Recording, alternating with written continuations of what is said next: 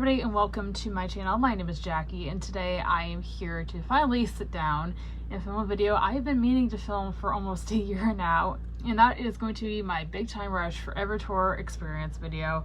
I'm finally sitting it down and telling the story, guys. It has been a long year, and I can't believe it will be a year on Sunday as of recording this video that Guilford, New Hampshire show happened. I'm really excited to tell you guys my full thoughts on the concert itself. And yeah, I am so happy with my overall experience. So without me rambling on any further, this is going to be kind of a long video, so let me jump right in and get started. So we're going to go all the way back to the end of 2021 when Big Time Rush did their shows in New York and Chicago. Now, I wasn't able to make the drive down to New York or make the drive over to Chicago for those shows, so it's kind of sad, but I knew when they did announce a tour eventually, I would end up going. That was like set in motion from the minute BTR announced they were coming back. Now, it was a matter of waiting for them to announce dates in my area. The tour was announced the end of February of last year. I was so excited. I looked at the tour dates, and we were kind of going back and forth between two shows.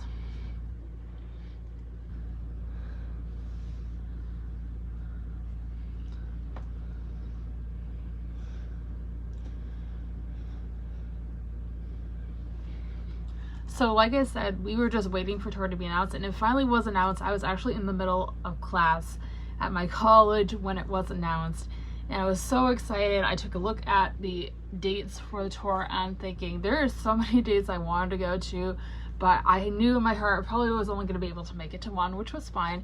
So we were going back between one and two shows, Boston and Guilford, New Hampshire. Those are the two that are closest to my house. I live in northern Massachusetts, about an hour north of Boston. And I have been to Guilford before, but I had heard fantastic things about the Boston venue. But ultimately, in the end, my parents and I decided that Guilford would be better because it is, again, a venue I'm very familiar with. I've been to a few shows there. I had seen Big Time Rush there in 2013. And yeah, that was the one we ended up going with. I ended up getting tickets the day of the fan club pre-sale, which was like, again, the last day of February, I want to say, of last year. And I was gonna, again, get as close to the stage as I could because I, of course, wanted to be a worldwide girl. So when tickets went on sale that day, I initially bought two tickets in two separate rows because I was not able to get seats together at the time. I bought one seat in the 10th row and one seat in the 12th row because I wanted to be, again, close to the stage, have that good chance of being worldwide girl. So the tickets were all set. I thought that was the end of it. A few weeks later, I had been keeping my eye on different ticket selling websites to see if I could get a good deal on a seat closer to the stage. And all of a sudden, I went on SeatGeek and I saw a ticket for like $150 for a seat in the 5th row. So I ended up selling the seat in the 12th row and getting this ticket in the 5th row, and I kept the 5th row and the 10th row tickets. So again, I got closer to the stage. I was so excited, and that is probably the best decision I will ever make, and I'll tell you guys why in a little bit. After I bought that 5th row seat, I was going back and forth this entire time after tickets were bought and everything on getting VIP. I have met the boys before in 2013, again at the Guilford venue. I had a great experience with that. I have a whole video on that experience on my other channel. I'll link it in the cards. It was going back and forth because of the prices. I ended up going with the $250 package. I can't remember the name of it. I'll put it here on the screen though. And I gave in. I'm like, you know what? I'm going to treat myself. I've been working hard. And you know, it's their first tour in so long that I gave in and I bought them. No regrets whatsoever. We'll get into that again in a little bit. Finally, we just played the waiting game, and before I knew it, it was June 25th, 2022, the day of the show. And again, I live about an hour and a half south of Guilford. It's almost a direct passageway up to Guilford from my house. So we had to be at the venue for 3 o'clock, I believe. It might have been 3:30. And we left a little bit on the later side, my mom and I. And we got there, I want to say like 3:45, which was fine. Check-in was still happening and everything. And we were just got there with no traffic and anything. It was a perfect ride up. Just again, we left late. So we finally got there. Once we arrived at the venue, again, we were a little bit late, which was totally fine considering check-in was still happening. We got checked in and everything. We got our lanyards. I don't know where mine is, but I will throw a picture of it here on the screen for you guys. got those, and then it was just a matter of waiting in line. Now keep in mind, it is the middle of summer. It is like 90 degrees out. There's no AC, no fans, nothing in line, and we're all, you know, sweating and sweating and sweating. And of course there's like at least 100 of us in line waiting to meet the boys, so it was just a long wait. So we got close to the front, like it really started to hit me that we were meeting Big Time Rush, and I started getting jittery and just so anticipated on meeting the boys, because again, it's the first time in 9 years. I knew what to expect, but again, it was just all the emotions started flying back to me from that initial meet and greet back all those years ago.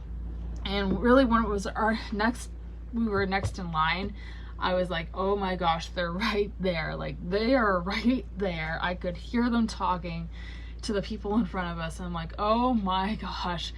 I had to calm myself down and not like try not to cry just in line from them being right there. And it was our turn, so we walked up, and Kendall's like this, like he's like waiting for us to walk in. I'm like, I paused there for a second because I didn't know if they want me to come up right away. I'm like, oh my god, they're right there. And then before I knew it, they were like, again, Kendall was like, yay! So I ran up to him. I hugged him and James. My mom went between Carlos and Logan. I'll throw our meet and greet picture up here. It was nice, simple. They were so sweet. I gave, again, all of them a hug in the end, and it was like a 5-second thing, but I took it all in. It was just so amazing. I took the photo and everything. I hugged all the boys again, and then it was off to actually get into the venue and wait for doors to open. As we're walking out of the photo, I am shaking. Like, I am like this. I was like, oh my god. Again, trying not to cry because I'm like, I just met Big Time Rush again. Oh my god, oh my god. So I walked out to the venue. We had a kind of a little passageway in between like where they were doing the meet and greet and the entrance to the venue. So we walked in to get checked in with security and everything. And they did, you know, bag check and everything, and then we were off inside the venue to go buy merch. Again, the first thing I did was buy merch. So I ended up getting this blue Big Time Rush shirt with all the different songs. We have like Worldwide, and City is Ours, and all different songs on the front, and on the back it has all the tour dates, which is something I usually try to get with every concert I go to, is one with all the tour dates on the back. I also got a gray sweatshirt. Again, I'll throw a picture up here. And then I also got a brown or beige tote bag. Again, I will find a picture and I'll throw it up right here for you guys. So that was all the merch I got. I was very happy, and it's all been put to very good use in the time since then. We were just waiting around for the doors to open. At this point it was about 5:45, so the doors didn't open until about 6:30, I want to say. So at this point we're getting hungry. Again, it's still blazing hot, so we just kind of sat around the shade, relaxed, waited for everything to open up. And eventually doors did open, and we went and got food, I got some soda, and then went to our seats. We got to the venue. There's like, the way Guildford is set up, if you have never been, is there is the main stage, the main venue right here, and it's all a bunch of little shops and little stages for like smaller artists perform. So we went from the restaurant where we got like pizza, I think, to the venue. It's like a 10-minute walk, and got checked in and went right to our seats. So I'm like, again, I'm in the 5th row, my mom's in the 10th row. She did not mind being apart for that long. She had her eyes on me the entire time, but you know, we've been to enough concerts to be fine apart from one another for a few hours. Did our goodbyes, and she went to her seat, I went to my seat. And again, I will throw, if I can find, I think I have a view of the stage from my seat, so I'll throw up here for you guys.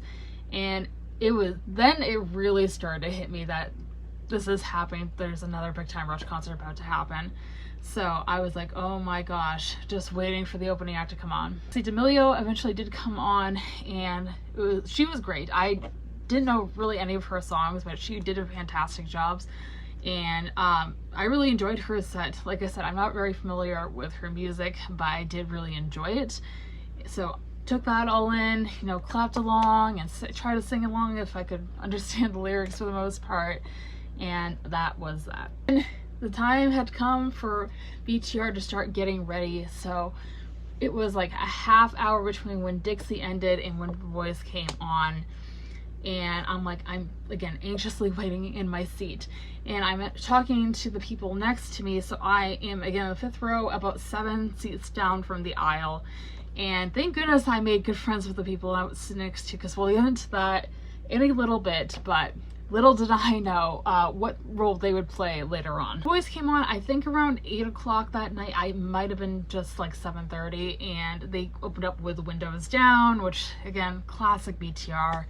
And all the songs they played were fantastic. I tried to just take it, and I didn't take a ton of video of any of the songs, but I did take quite a bit of pictures. Again, I'll throw some of them at the end of the video for you guys to see. It was just amazing. I have no complaints about the set list whatsoever. And then we got to Worldwide. Worldwide comes around, and Carlos picks the Worldwide girl. So again, I was hoping for a good chance to get picked, and he kept coming over to my section the entire night. Him and Logan really had their eyes on my section the entire time. So, you know, I have my sign up. I think my sign said James is a Worldwide girl, but I would have been happy with any of them picking me. And again, he kept coming over. He ran to the middle section, to the far left section, and then he kept running back over here, and he picks Abby, who was our Worldwide girl. She is literally 5 seats down from me. She's in my row, like 5-6 seats down from me. That's how close I was to being a Worldwide girl that night.